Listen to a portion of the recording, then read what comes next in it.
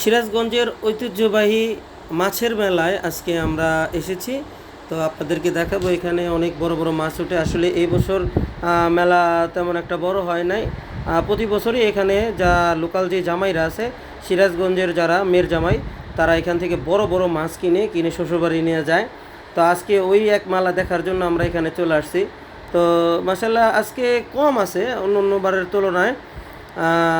নিশ্চয়ই কোনো একটা কারণ আছে। বিভিন্ন ধরনের মাছ এখানে দেখতে পাচ্ছেন। আসলে সিরাজগঞ্জের জামাই যারা, তারা খুবই ভাগ্যবান। শ্বশুরবাড়িতে মাছ নিয়ে যায়, শ্বশুর জামাইদের জন্য মাছ কিনে আর কি, পাল্টাপাল্টি হয় কে কার থেকে কত বড় মাছ কিনতে পারে। তো এই কারণে এই ধরনের মেলাগুলো খুব জমে ওঠে প্রতি বছর। আপনারা যারা সিরাজগঞ্জে বিয়ে করেছেন তারা অবশ্যই কমেন্ট করে জানাবেন এই মেলা সম্পর্কে।